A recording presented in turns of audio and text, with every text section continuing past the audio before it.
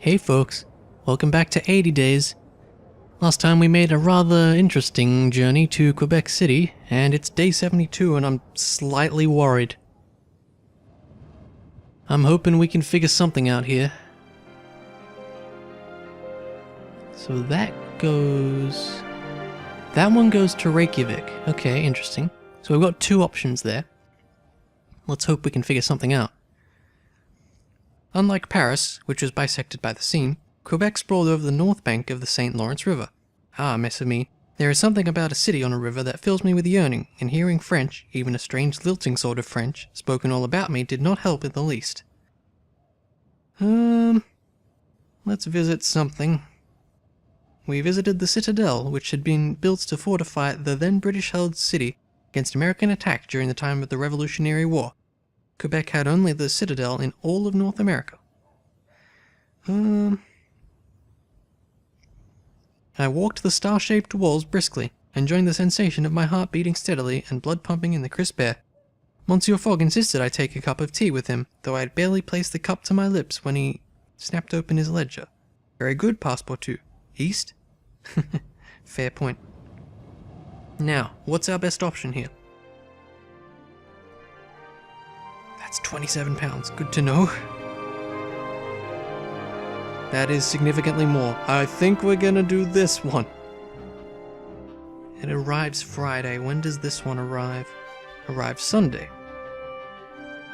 They both depart in 2 days. This is probably a better call all around. Then I guess maybe this will go... But then that might go over to Reykjavik. But that might take less time. Tough call. Very tough call, especially since we're right at the end here, pretty much. But the thing is, this is the one we can actually afford, whereas this one costed, what was it? Yeah, a silly amount of money. Is there a bank here? There is. We'll probably have to go to the bank tomorrow. I think that'd be very wise. See if we can get a little bit extra money.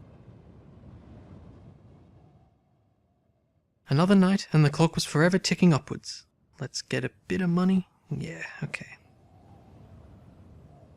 Now, the market's going to open in half an hour. I will wait out the half hour rather than tapping the clock, because that'll set it to 7:30 when we need as much time as we can get right now. Hey, we have an option to depart. Where to? Why would I do that? That is a very silly decision. Let's not do that. Anyway, on the market... Anything I would want? Not really. Did we lose a suitcase? Or am I imagining something? I feel like we had a third suitcase. Anyway, let's just go to the bank.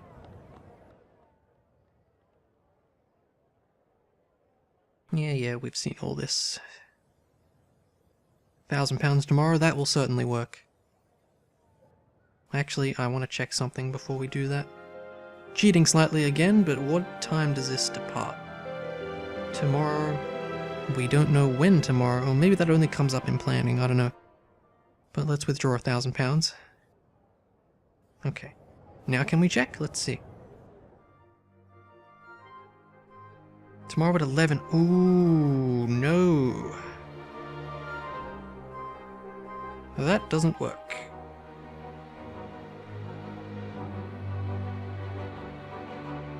There is neither hotel, bank, nor market there as well.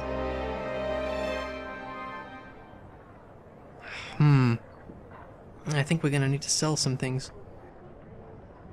Or we could play it safe and wait there, but on day 73, I don't think we can do that. Oh man, what sells for... Let's sell this.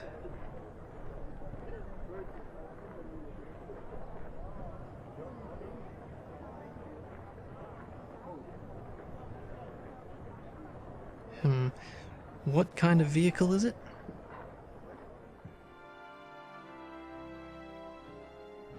It's an airship. Okay. It's only -9 health anyway, so it's not like we really need these, I don't think. We'll sell them. Move this over.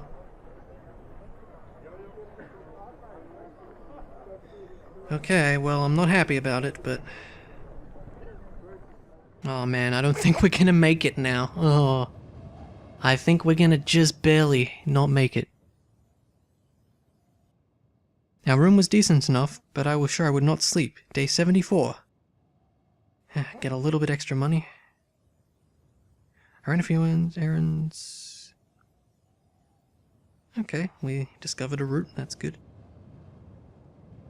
Because here's the thing, it takes 2 hours to go to the bank.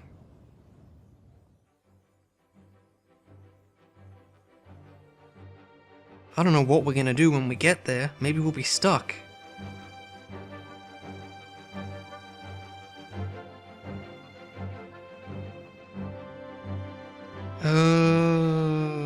Because we can't go anywhere else.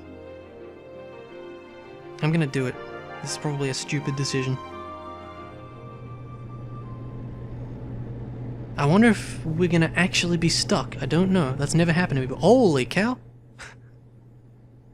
That was very quick. We took cheap passage on a battered old airship, headed to pick up 3 months' worth of readings from a meteorological outpost on the southern tip of Greenland. Hope they're paying you well, I muttered, shivering at the very thought. The captain shrugged. Science is good business these days. Oh, it was very quick for a moment, I suppose. Now, let's see if we can get anywhere. Maybe Reykjavik? Or Snowdon, because that was close to London. Okay. We don't know.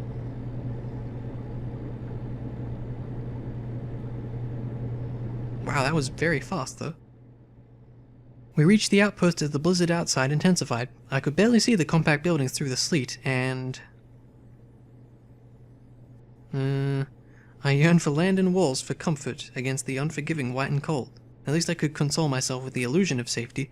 The pilot's aim was true, either skill, practice, or luck, and the airship's hook caught the outpost's tether on the first try, pulling us into the waiting dock. Okay, but now what? Oh no, it's gonna take another day. Oh, there's a beg option. Oh god. Okay, interesting. I've never seen this before. Yeah, this might be the end of things here. This might be very bad. The outpost itself was a barren and cheerless place, apparently manned by a single hardy soul who kept watch over the instruments and recorded meticulous notes. What is this place called? I asked, teeth chattering. The pilot shrugged. It is simply the outpost. Who'd bother giving it a name? The person who lives here? I retorted. Nobody lives here. It's not fit to be someone's home, the pilot muttered. It's just a stop on the way to somewhere, even if you're the poor bastard who's hired to stop here for half a year. Speaking of which, the pilot opened an inner door and gestured for me to enter. You wish for me to go alone? I asked, unaccountably nervous. Doesn't like our sort muddying up the place, he snorted. Better to introduce yourself on your own, right? I did as I was asked, entering to the room where I saw the outline of a man lit by the glow of a bank of instruments. Bonjour, monsieur, I called cheerfully, and the man gave a start. He turned and fixed me with his disconcertingly pale grey eyes. Visitors, he sneered, with the same disdain other men might say murderers or roaches. What do you want? I only thought to introduce myself, I replied stiffly. It seemed courteous to do so. The man exhaled heavily. He brushed a hand through his unruly blonde hair. Please forgive me, my manners have frozen in the blizzard. He offered me a small, desultory smile. I am Viti Jokinen, keeper of this outpost. Join me for a cup of tea? Yeah, why not? I agreed eagerly, not least because of the prospect of something warm to ward off the chill. Ah, Passepartout, he murmured, handing me a cup of tea. If only we had met in better circumstances. I do feel we may have become friends. To meeting again then, I lifted my teacup, and he clinked his own against mine in a toast. To friendship, he said, even at the ends of the earth. And so we spent a surprisingly pleasant few hours in conversation as the crew refueled the airship. It was with genuine sorrow that I bid him farewell, and prepared to embark on the next leg of our frostbitten journey. Ah, we can get somewhere, that's good. Reykjavik, I expected so. Can we depart? How much is it? 36 pounds, oh thank God. Okay, so it just makes a stop there, I see. Ooh, Zoe. Fog's gonna take damage, but I think that's okay. Let's just go. We have no reason to stick around. This is probably the most tense this has ever been for me playing this game. Good gosh, this is very close. The blizzard was even more howling and wild as the airship departed from the outpost, and I shivered as I thought of the distance we had yet to travel. Oh man. Okay, definitely turn to fog if we know he's gonna take damage here. I don't know if we're gonna do it. I really don't know. It's gonna be so close and it's gonna be so sad if we don't make it. We drifted across the top of the world in relative silence. Below, wars were fought, hearts broken, curses uttered, lives began and ended, but all we saw were the cresting waves and the endless drifting ice. I tried to iron my master's shirts, but could not get the iron hot enough for long enough. My master paced the narrow decks and said nothing. Clearly the wager hung heavily on his mind. How small London would seem when we finally arrived, now that we had seen the world from this lofty height. Oh man. This is just... oh, I don't even know. Definitely make sure fog's okay. Okay, we're here. The weather cleared as we neared our destination. The water of Faxafloy Bay shone an impossibly bright blue underneath us as the low colourful buildings of Reykjavik swept along the curve of the shoreline. The past days of tumult and blizzard seemed almost a dream. Oh man. Oh man. Yes, explore. Just do it.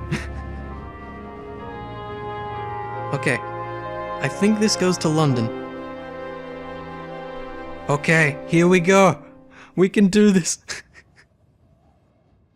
Reykjavik was a quiet town with few inhabitants, but still had the feeling of a bustling centre of commerce. The flag of the Kingdom of Denmark fluttered above the trade hall, declaring this place an outpost, but all of the outposts, colonies, and adjuncts of the great nations we had seen, it seemed the most comfortable in its skin. This comfort most likely derived from the natural hot springs, which we tried out in an open area behind a fine fish restaurant. Monsieur Fogg sat at one end and myself at the other. We breathed in gulps of steam with a deep, satisfying sigh. It has been a long and wearisome adventure, I called. Indeed, my master replied, some 76 days, but we are not done yet. We're so close. We're so close. How much does this cost? No! Oh no! Can we get that much money? Is there a bank here? There is. Oh, this is gonna be so tight, it's not even funny. So it departs in 2 days, arrives Thursday. So 2 days, that'll be Monday, Tuesday. We might make it on day 80. Holy cow. Oh man, I don't know about this. Oh my gosh, this just suddenly got very, very tense right at the end. Oh god. Oh no, the hotel was too expensive. We had no option but to curl up in a shady spot under a tree like wild dogs and try our luck outside. Halfway through the night, we were accosted by a miserable but hungry individual. I bid them join us, and they did so, only to spend the hours until daybreak scratching at my arms and legs from fleas, so I awoke even more tired than before. It was day 77, we had barely 100 hours remaining to return home. Oh no. Oh man. I hope this bank is going to give us a decent amount of money. If it doesn't, we are really, really, really in trouble. Oh man. So let's just check. It's going to depart tomorrow? Yes. Okay. If this can't give us £1,000, we're done for. Oh, here we go. No, that's not enough. And there's no market here. So there's no other way for us to get money. Ah, damn. We were so close. We have no other option but to say 1,500 in 2 days. That's our only choice. Ah, we were so close, weren't we? Oh, man. Tomorrow at 8. Yeah, we can't do it. We don't have the cash. Oh, this is so saddening. I don't think we're gonna make it now. Yeah, unfortunately we couldn't afford it. Oh man, Fogg's not gonna be happy. And his health does go down, I believe, as well. So let's see, if we have the option to depart, we try to embark. Yeah, we don't have enough money. Also, it's only one space with suitcases as well. We have two. We can get rid of something if we need to. We have no option but to sleep.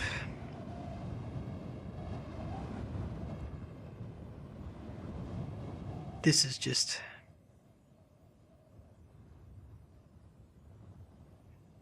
Let's usher him away this time. Oh man. When does it leave next? Tomorrow at 8. Okay, well we'll get there on bloody day 81, I think. Or something. Like, are you serious? Alright, let's get our funds.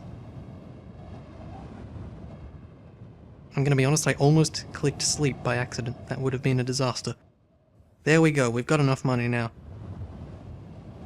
So now we can use the hotel. I can't believe it! It's day 80. I can't believe how close we were. Night fell. As we lay down to sleep, Monsieur Fogg murmured, "Today is day 80, Passepartout. We have failed." "Do not lose heart," I advised him. "Indeed not," he agreed. "We must still return home, and as fast as possible." Unbelievable. Arrived Saturday, so it would have taken 3 days anyway. I don't know if we would have made it. Yeah, higher extra space.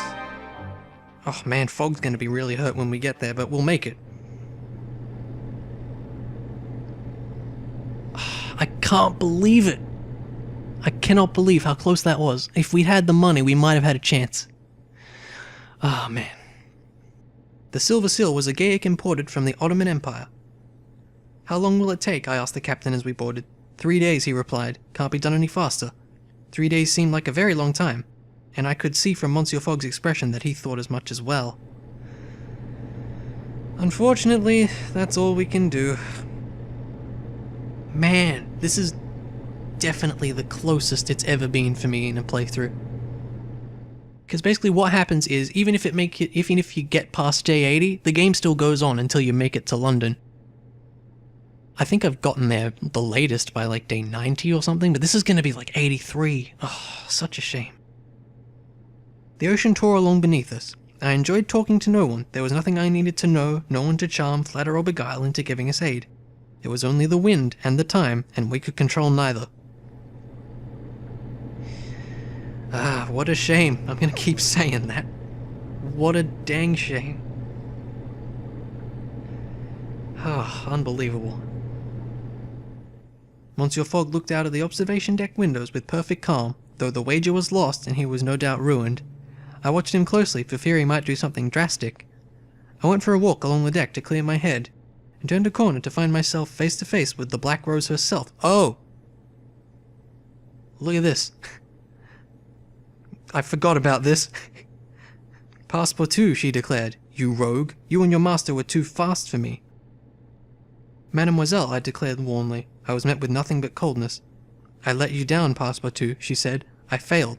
The artificer's secret. It was too secret for me to discover." "But you must keep trying," I declared. "Perhaps." She turned to the rail, and the endless drop below. "To be quite honest, I'm not certain I shall. This was never a job to take on alone, and with you returned to London, I've rather lost my opportunity, wouldn't you say?" "You should not give up hope, mademoiselle," I urged her. "Unlimited wealth and the destruction of the Artificers' Guild. They may still be yours, if you truly want them." Her face whipped around, tear-streaked. "Aw. Oh, Passepartout, do you truly think so?" "I'm sure of it. Perhaps you are right." She shook her head. "It's funny. I've never worked with a partner before, and you weren't any good at all, really. But it was nice to think for a while that maybe not everything rested on my shoulders." "Perhaps we can work together again," I suggested cautiously. "If so, I'll need to train you properly," she retorted. "Used to be an acrobat, is that right?" "Is that right?" "Oh, okay. Don't remember this." "Amongst other things, mademoiselle."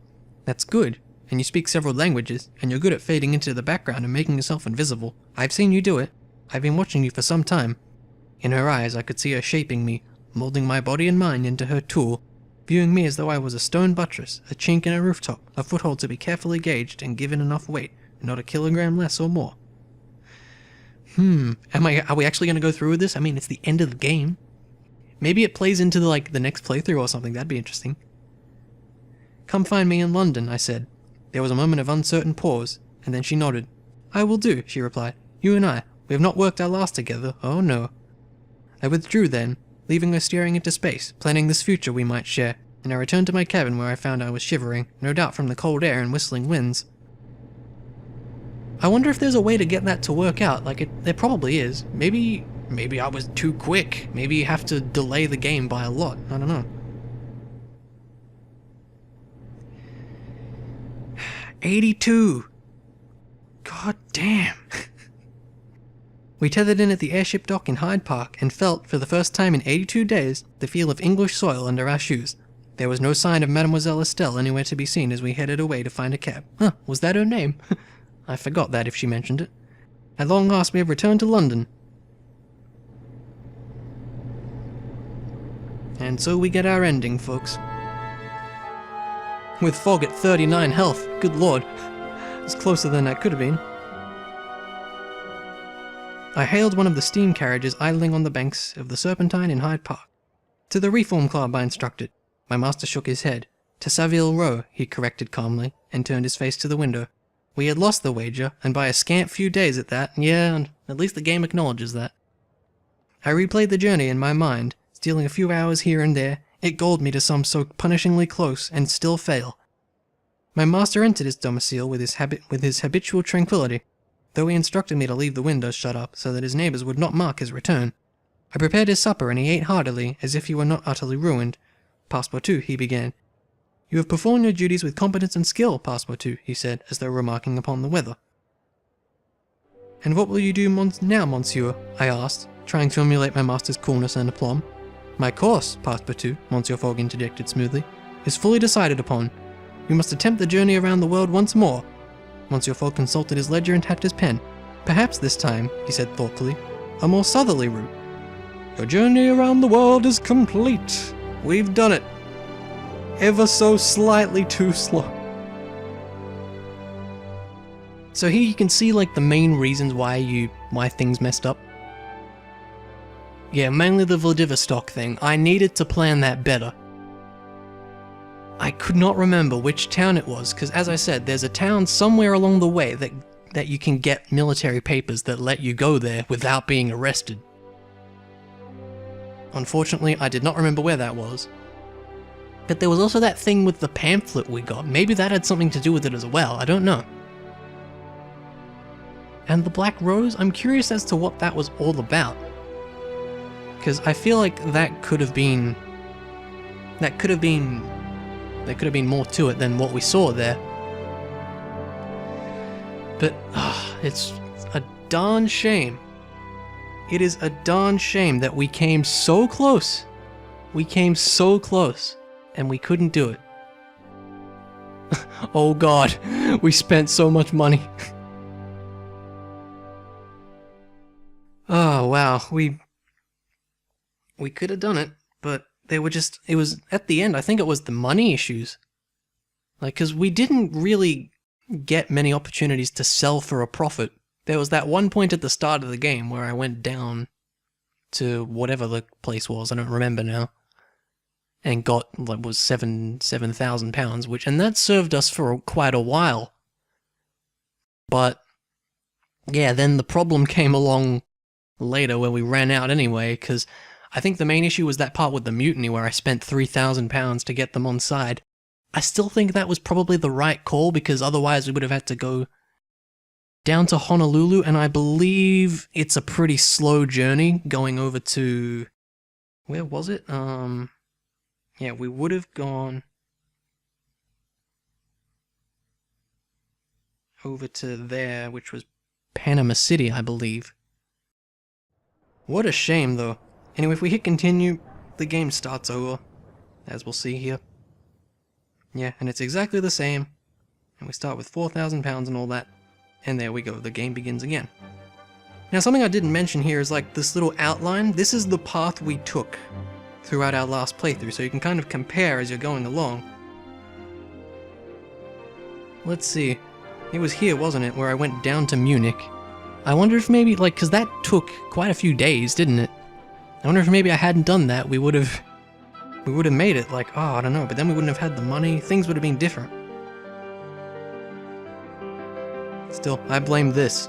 I blame this right here. I think that was a fairly decent cause of our problems. Though, also, it could have been the fact that we decided to go, where is North America? Here it is. May have been because we decided to go up to Canada instead of heading along this way to New York, wherever the hell that is. Somewhere. There it is. I don't know, but then we didn't have the money, did we? If I remember right, we would have had to wait. What a shame. What a shame. 2 days. Unbelievable. That is definitely the closest playthrough I've had of this game. And it might seem like, oh man, this game's difficult to win, and it can be at times, but I've had some really good runs. Like, I think I had one where I did it in like 50 or 60 days or something and did it pretty quickly. So it all depends on what you pick, I suppose. But anyway, I hope this has been interesting. I hope this has been enjoyable for those who have watched it all. I think the thing about story-based games like this is the story itself has to be interesting, you know? The story itself has to be interesting for the viewer, and that's why I've decided to make this sort of more of a side LP. Because I don't think it would be really considered much of a main game, because there's not really that much gameplay to it.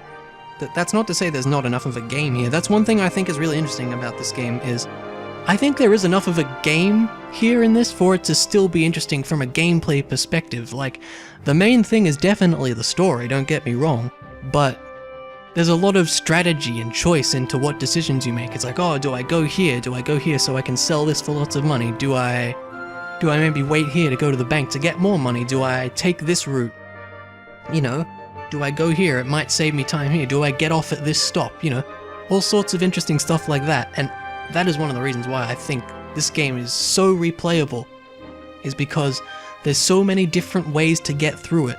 There's so many different ways to play it, and there's so many different things that can happen. This game is absolutely crazy in how much depth there is. There is so many different stories you can see. Like, what you saw in this playthrough, I guarantee you won't. If you go and play this game now, I guarantee you will definitely experience something new. You will always experience something new in every playthrough, and that is one of the reasons why I think this game is really great. That's something it does really well, in making sure that every playthrough is unique and interesting. And it's done a fantastic job with that, it really has. The writing is very good, the characters are all interesting. It's just really, really good. It's a fantastic story-based game. If you have any interest in story-based games like this, do yourself a favor and get this, because it's fantastic. It's on iOS, and I believe it's on Steam as well. As I've said, I've played through the iOS version here, and it runs just fine. It runs perfectly well. I assume the Steam version would as well. So, if you're a fan of story-based games, get this, because it's seriously awesome. It's really, really, really good. I can't recommend it enough. But anyway, that's enough from me. Next time we'll get into a fully fledged playthrough of something different, of something... I don't want to spoil what I have planned next. You'll see when it comes up. But anyway, in the meantime, thanks for watching, and I'll see you around.